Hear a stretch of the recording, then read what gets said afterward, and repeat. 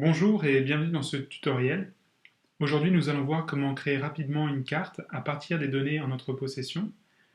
Nous allons utiliser la suite d'outils proposée par Google et pour pouvoir y accéder, il vous faut une adresse courriel Gmail valide. Vous pouvez facilement créer votre adresse courriel en vous rendant sur le site google.ca et en cliquant dans cette zone, créer votre adresse courriel. Dans notre exemple, je pars du principe que vous avez stocké les codes postaux qui vous intéressent dans un fichier tableur. Dans notre exemple, dans notre cas, j'ai simplement pris une liste de codes postaux aléatoires. Je les ai stockés dans un fichier enregistré sur mon ordinateur. Tous les codes postaux se retrouvent dans une seule colonne et le titre de la colonne est codes postaux. Nous sommes donc sur Google, le site de Google, google.com, et nous allons avoir accès à nos outils une fois enregistrés. Une fois que vous êtes connecté, il vous suffit de cliquer sur Google Drive, ici en haut, pour accéder à cette zone de documents. Une fois dans l'espace de travail Google Drive, la première étape va être de créer une nouvelle table de fusion. Si vous n'avez pas accès à l'outil table de fusion, il vous suffit facilement de l'ajouter. Cliquez sur Connecter plus d'applications, attendez le chargement et recherchez table de fusion. Ainsi, vous aurez accès à cet outil et vous pourrez cliquer sur Connecter pour l'ajouter à vos outils existants. La première étape consiste donc à créer cette fameuse table de fusion. Il vous suffit de cliquer sur Créer, ici à gauche, de sélectionner Table de fusion et un nouveau document va s'ouvrir. À partir d'ici, l'outil est en anglais. Alors, nous avons le choix pour créer notre nouvelle table de fusion, soit d'utiliser un fichier qui est stocké sur notre ordinateur, soit d'utiliser par exemple un fichier qui serait stocké dans notre Google Drive, ou encore de créer une table vide. Alors ici, ce qui nous intéresse, c'est de sélectionner à partir de notre ordinateur un fichier contenant nos codes postaux.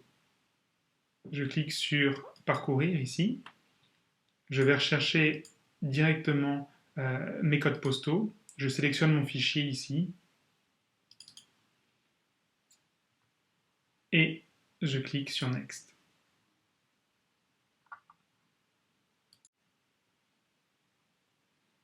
Alors, cette nouvelle fenêtre qui vient de s'ouvrir nous présente les données qui sont stockées dans notre fichier.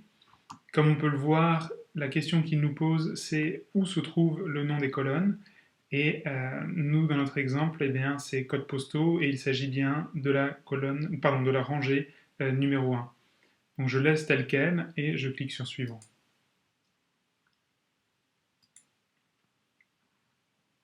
Ici, nous avons différentes questions et champs que nous pouvons remplir. Simplement, dans notre exemple, pour le plus simple, je vais simplement donner un nom à notre table que je vais appeler code postal et je vais cliquer sur Finish ici.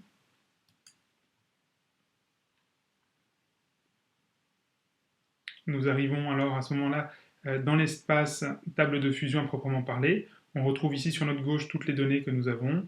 Il les a bien triées. J'ai 241 codes postaux. Alors, ce qui m'intéresse aujourd'hui, c'est de pouvoir faire une cartographie de ces codes postaux pour pouvoir mieux visualiser mes données. La première chose que je vais faire, c'est simplement indiquer à ma table de fusion que ces données-là sont des données de type géographique. Alors, en haut de ma colonne, quand je passe ma souris dessus, comme vous pouvez le voir, apparaît une petite flèche grise.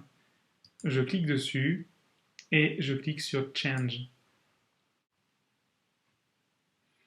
Donc nous avons accès aux différentes informations sur notre colonne et notamment le champ ici qui s'appelle Type qui m'intéresse puisque c'est là que je vais lui dire qu'il s'agit de codes postaux et donc de données géographiques.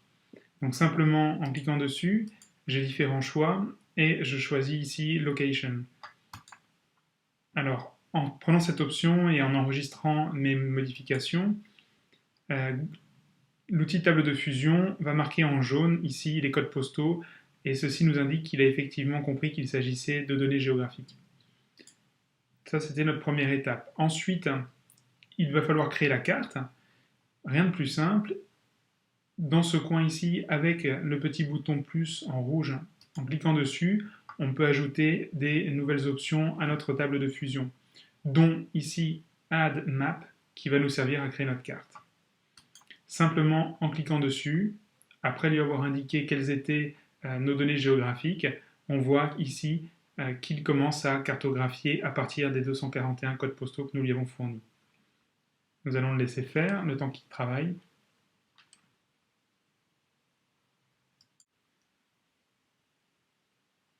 Alors, une fois l'opération terminée, on voit qu'on arrive directement sur la carte de Montréal, puisque les codes postaux proviennent de cette zone géographique. Alors, je peux zoomer sur la carte, soit en utilisant la colonne ici à gauche, soit avec la molette de ma souris, ou encore en double-cliquant. En me rapprochant, je peux voir que Table de Fusion a réellement créé mon essaim de points à partir des codes postaux que j'ai créés.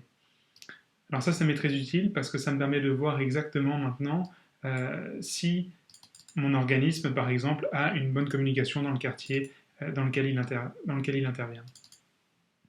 Ainsi, en représentant mes 241 codes postaux, je peux voir très facilement que j'ai quelques zones du quartier, ici et là, qui n'ont pas du tout été touchées, et que peut-être en travaillant ma communication et en ciblant ces territoires-là, je vais pouvoir augmenter la visibilité de mon organisme.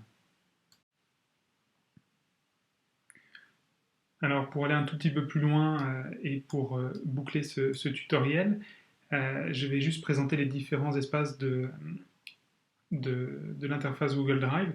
Donc comme vous l'avez vu ici, nous avons nos différents champs de représentation de nos données. La première étape, nous avions juste nos colonnes ici avec nos codes postaux.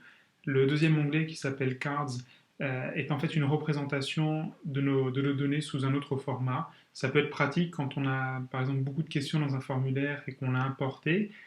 Ça nous permet de visualiser sous forme de carte de visite les données que nous avons rentrées. Bien sûr, nous avons la carte que nous avons créée avant et vous pouvez ajouter autant de nouvelles options que vous le souhaitez. Dans nos données ici, bien sûr, vous pouvez toujours ajouter des nouvelles entrées. Par exemple, ici, en ajoutant une rangée, je pourrais rentrer un nouveau code postal. Une fois que cette opération serait faite, il suffit de retourner sur la carte pour que le code postal soit pris en compte. Bien sûr, si ça ne passe pas, je rafraîchis ma page.